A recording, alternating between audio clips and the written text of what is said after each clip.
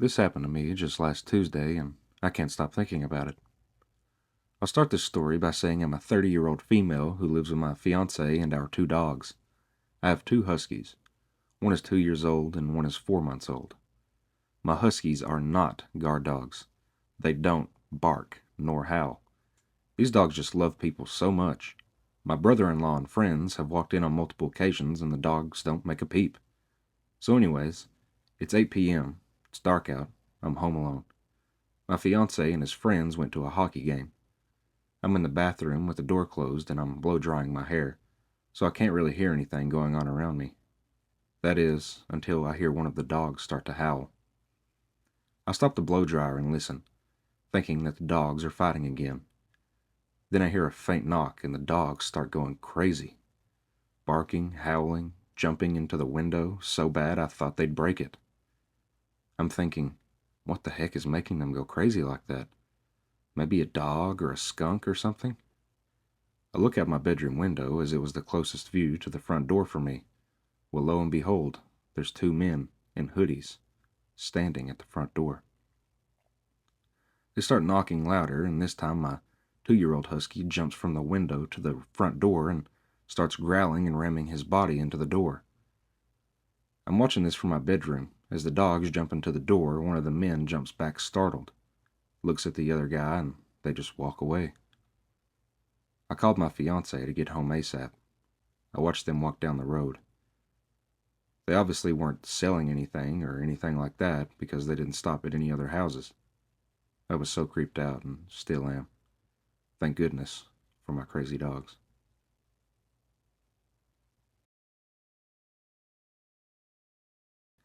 It was the middle of summer and my parents had left for the weekend to go to our house in the Cape Cod. It's about a 2-hour drive away, so it's no big deal for them to leave me alone for a few days. My mom had made some pulled pork and pasta for me to heat up to eat whenever, and I had some money if I wanted to order a pizza. Things were all good. The first night I was alone, I stayed up until 3 in the morning playing Xbox, so I woke up really late the next day.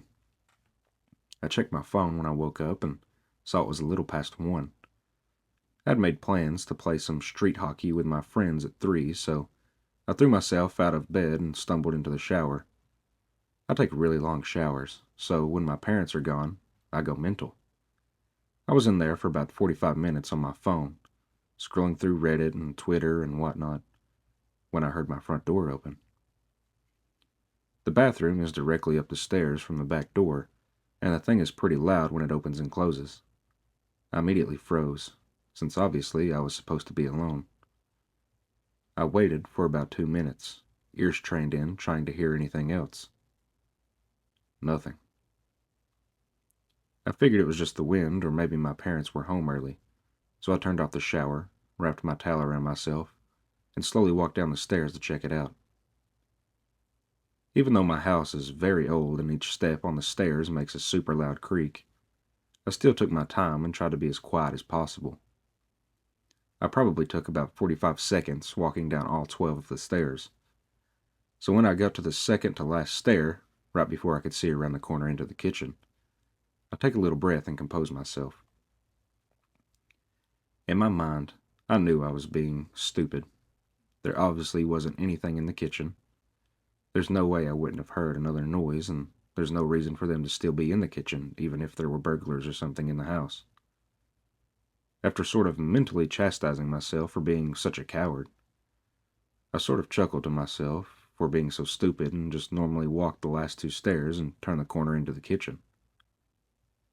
Standing about 2 feet away from me in the middle of the kitchen is a man staring straight at me, perfectly still, with a massive smile across his face, just staring at me. The thing I remember most vividly wasn't his face or his smile, but his arms. They weren't just at his side. He held them in the strangest, most abnormal position I've ever seen. They were where you would normally hold their arms, but he had rotated them to the point where they were almost completely reversed, as well as lifting them up and little behind himself. I don't know why I remember this so much, but it's just the most demonic, abnormal position I've ever seen. Honest to God, I think I almost had a heart attack right there. Looking back, I can realize how creepy the situation was, but in the moment, I just took a step towards him and punched him as hard as I could in the jaw, sort of half slapping / pushing him towards the ground. The second I connected, I beelined up the stairs, dropping my towel in the kitchen with my heart beating out of control. I sprinted into my room and locked the door behind me. I quickly put a chair up against the doorknob, like you see on TV. Almost without thinking, I immediately called 911, nearly in tears, and I told the operator what had happened. As I sat on the floor of my room, in practically the fetal position, staring at the door, praying that a cop would be here soon, I noticed the light coming from the gap between my door had stopped. The guy was standing outside my door. There's no words to describe the feeling I had. I was paralyzed with fear, watching the shadow across the bottom of the door shift in tiny ways. I stayed balled up, staring at the gap, praying the man would go away for what seemed like an hour. All the while, the 911 operator was asking, "Hello? Sir? Sir, are you there? Hello?" I didn't want to make a noise, and even if I wanted to move my arms to bring the phones to my mouth, I don't think I could have. Eventually, the light returned to the gap, and I heard the faintest of footsteps slowly creaking down the wooden floorboards as he walked down the hall. It was silent for minutes, and I just sat there curled up, unable to even speak. I heard banging on the front door and the sound of 2 officers entering my house. I finally felt safe, and I opened the door to the 2 of them standing where I almost cried. Nowadays, my parents don't even leave me home alone anymore, thank God, and I check every lock on the house before going to bed. I still get nightmares occasionally, and my heart starts racing whenever I see someone standing still. But I'm doing all right. Even working with sketch artists and a few lineups, the police never found whoever the heck was in my house. That sends shivers down my spine every time I look outside, half expecting to see him standing across the street, smiling under a lamppost. I have no idea what he wanted, or who he was.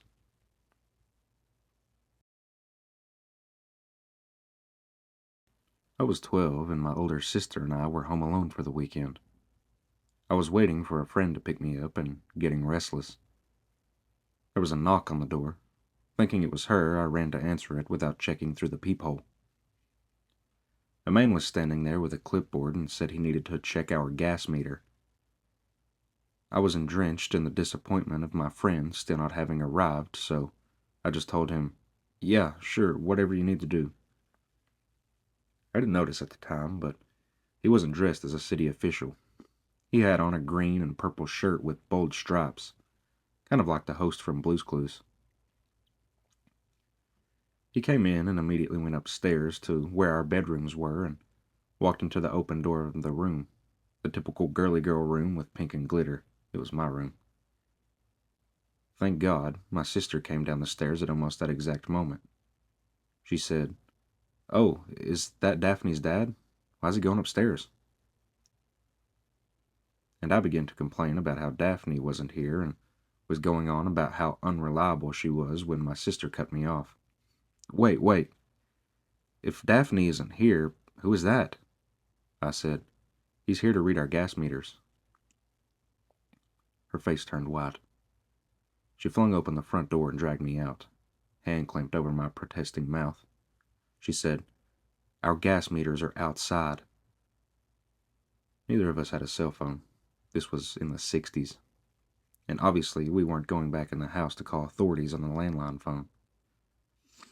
Then my ever-resourceful sister had a stroke of genius. A man was walking right by our house, and she motioned him over. She called loudly into the house, "Oh, Dad, it's good you're home. A man from the city is here to read the gas meters upstairs." And just like she'd hoped, the man on the street said, "What are you talking about?" The man in the striped shirt bolted out of the house. The man on the street asked us repeatedly if we were okay, if we needed him to stay and wait in the yard with us until our parents came home. He was very sweet. We were so startled that we barely thanked him before slamming and locking the doors and windows. As irate as my sister was that I let someone in the house, she begged me not to call the authorities because my parents left her in charge and she worried she'd be in trouble. I didn't want to catch any heat from carelessly allowing some guy in, so I was on the same page. 3 weeks later, a girl in our community went missing. Same situation. She was home alone and authorities found the door open and no signs of forced entry. My sister and I discussed our options, but deep down knew we had no choice but to come clean. We told the police everything. I don't know if it ever helped, but they did tell us they had reason to believe it was the same man. They also tracked down the man who helped us on the street. Turns out we already knew him. He worked in the butcher shop. We just didn't recognize him. He was lifelong friends with the family after that. Our parents were mortified. They weren't angry with us, just glad we were okay. Though they did review all the rules of caution and didn't leave us home alone for a while. They eventually found the girl and said she'd been held for a few days and then burned alive. They never caught the man, but fear not. He was what appeared to be in his early 30s in the 1960s, so in any case, he has to be dead by now. I'm just beyond thankful every day for my sister's resourcefulness and quick actions.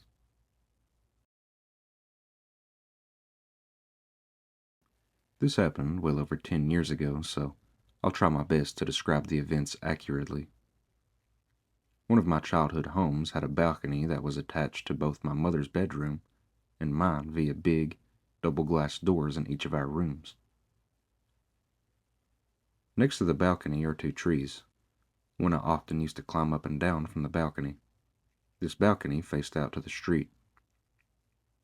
One night, when I was about 13, and my brother and mother weren't home, I was reading in bed with a very dim reading light. I heard what sounded like something moving in one of the trees outside, but this didn't worry me, as possums and bats are common in our area. Now I had thin curtains on the glass doors that separated my room and the balcony.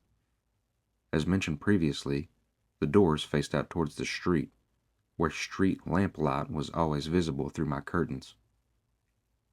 Shortly after hearing the tree rustling noises, I see a shadow slowly move past the doors, at which point I immediately turn off my reading light and freeze like a deer in headlights. The shadow was tall, so it wasn't one of the neighbor's kids that I'm friends with, and it wasn't my 5-foot-tall mother. The person moved slowly, creeping as though they were trying not to be noticed. They wouldn't likely to be able to see into the room, but I could see them thanks to the streetlights behind them creating a dark silhouette. They moved past my doors out of sight. I sat there, unable to move or even think about what to do other than be absolutely still. That is, until I heard another sound. The sound of someone trying to open a glass door. My mom's door to the balcony. I didn't know if she had locked them or not, but I wasn't taking any chances. I moved as quickly and as silently as I could to my bedroom door and locked it. I listened for what that person was doing now. They were still jiggling the glass door handle, but it sounded like the doors weren't opening. I felt relief. This person couldn't get in, surely. All I had to do was wait for them to realize that, and then they would leave, right? Well, I heard light footsteps move back along the balcony to my set of glass doors, until I saw his shadow stop directly in front of them. Again, I froze. He couldn't see me. He couldn't know I can see him. I saw a shadow of a hand reach up to my door's handle, and my heart stopped. Had I actually locked those doors myself today? I was out there earlier. What if I forgot? The seconds leading up to him grabbing the handle felt like an eternity. But thankfully, when this person tried to open the door, it did not open. It was locked. I sighed such a sigh of relief I was worried he had heard it. After this, he began pacing the length of the balcony. I didn't have a mobile phone, as my mom thought me too young to have one, and the landline was at the other end of the house. but I was too scared to take my eyes off this person, or even to call for help. I was silently crying, tears falling down my cheeks as I internally prayed they would just leave. Then I heard him stop moving. He then said, "I could just break the glass, you know." Before I could even process this, I saw car headlights turn around the corner of my street and then stop at our property gate. My mom was home. The person on the balcony moved out of sight, and I heard a loud thump as they jumped off of it. When my mom came inside, I was hysterical and was barely coherent in telling her what happened. Eventually, I got the message across and she called the police. They never found or caught anyone, but a neighbor reported a truck in the street that matched the description of a truck that had been reported recently for attempted child abductions near my school a block away. Since I walked that short distance daily, the police suspected that he had followed me or seen that I lived there and waited for me to be alone.